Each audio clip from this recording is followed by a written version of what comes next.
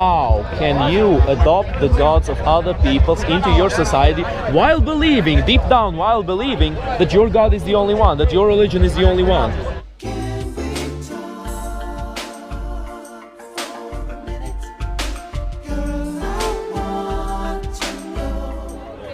Right, back in the park. William Wallace. Stop, man. William Wallace. Pavlov's dogs. Pavlov the scientist. Pavlov the scientist, and we are his dogs.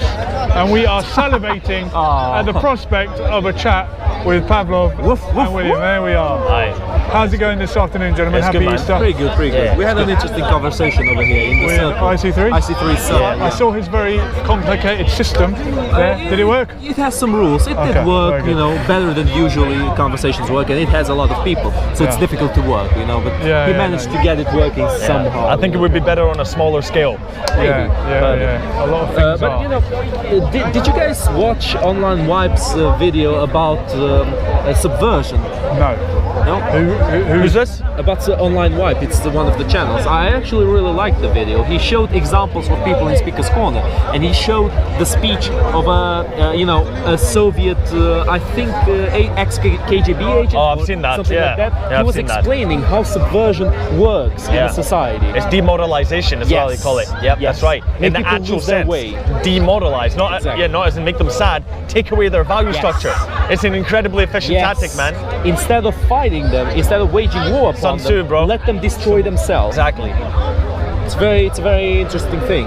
You know, I don't think you're appearing over there. No, that's why he'll be on this one. It's alright. It's all alright. good, he's in, yeah. Doesn't matter. But yeah, the idea of oh, you're gonna say Yeah, no, subversion, yeah? Yes. No, you go. No, but the idea of demoralization, because when I started to learn about that, I watched the same thing and I've been thinking about it myself. And then when I start to read a bit of Nietzsche and he talk about the death of God, the destruction of connection to the higher realms that you might dispute on, but I don't think you can, because it's that connection to higher values that are beyond this. You can't get the higher values from a blade of grass, it's from something else, you know? So when you look at what's happening in society in the West, you might be able to start to identify some of those demoralizing aspects. One of the major ones, I suppose, I think you would probably agree, is like the radical feminist movement. Because the demoralization there is the separation of children from the family, and children starting to become more and more belonging to the state, in the sense of, if you understand what I mean, separation from the family at a young Not even age. to the state. They're basically slaves to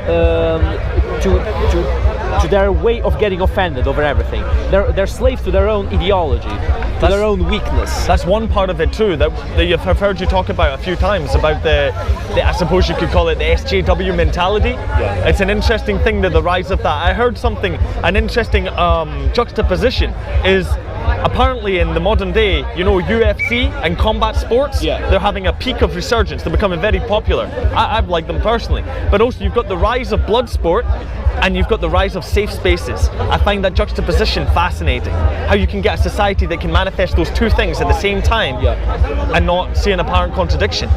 Protect me from my emotions, but visceral, bloodthirsty violence. There's deep things within our psyche that we're not paying attention to, man. Maybe we're living in times of extremes, and if you don't have one, it will manifest itself elsewhere. I always think football hooligans, if they took up a martial art, they would be less likely to go and want to have a punch up on a Saturday. That's possible. That's possible. I think a large part of that, but I don't know personally, maybe I'm wrong, just conjecture, but a large part of that is the tribal connection. Like, you're with your team, you have your mantra, you have your colours, you have your loyalty. It's old school bands of brothers, man. Somewhere. That's what people So need understand in it. themselves. Understand You know, it. But the thing is, I find myself very conflicted. I find myself really conflicted by the video of Subversion, because in the end he ends up saying that the way to cure that is religion. And I myself am, you know. But think about what that means, though. What's the depth of that? I know what it means. I know the depth of it. That's why I find myself conflicted. All right. If I didn't know the depth of it, I would not have any internal conflict because of it. Because I know that religion is useful in a society. It's useful as a tool of cohesion. Oh, You know right. what I mean? Okay, cohesion. I thought you were going to say control, because it can be, but it has Also deeper value. Control and cohesion. I think the word religion comes from a word meaning community. We'll have to look into the. I mean, again, I always say this: the first religion, you know, the first civilizations in them, the structure of power was very much linked to the structure of religiousness. You know, the kings were the high priests, or in the example of the ancient Egyptians, the kings were gods themselves. Well, the queen is still the head of the church. Well, Officially.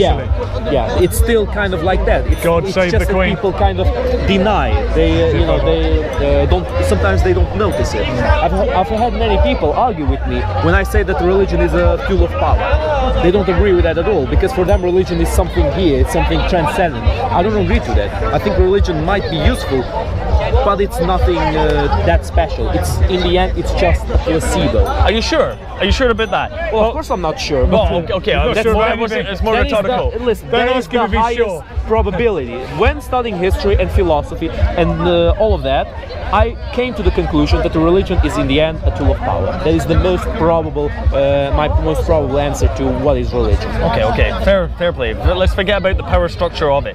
I want to say about the ideas of its origin. Now, I would argue that everybody is going to, at some point, ponder deep questions, and that pondering of deep questions seems to lead to the metaphysical, leads to things that we can't see direct answers for within the physical world. So that people are trying to transcend their mind, trying to advance their consciousness. I think that's the root of it. It's been present in all cultures, all systems. This transcendent idea. Yeah, but it's different from system to system. It's so different, and the idea of it is so defined from society to society that I wouldn't say it's the same thing at all. Like the Greeks see religion as something completely different as to what the Muslims or the Christians see. Actually, Muslims and Christians Is it see completely much more. Yes, very, very different. For the Greeks and for the, for example, for many different pagans, especially for the Romans. Let's give the Romans because they're the perfect example of using religion as a tool of power. That's one of the reasons why I love the Romans so much. They were really clever in the way they were using religion. You know, with paganism, the Romans would adopt The gods of the the gods tribes of that the they conquered conquered. people. Yes. Inside their pantheon, in that land. But think about what that means. They're taking the highest system of value that this tribe had, they're taking their highest value, incorporating with their own, so that they can connect together and say, well, what I believe is the highest value is also amalgamated with yours, so we can work together. It's good. Right, it's good, but it doesn't mean there's no truth to it.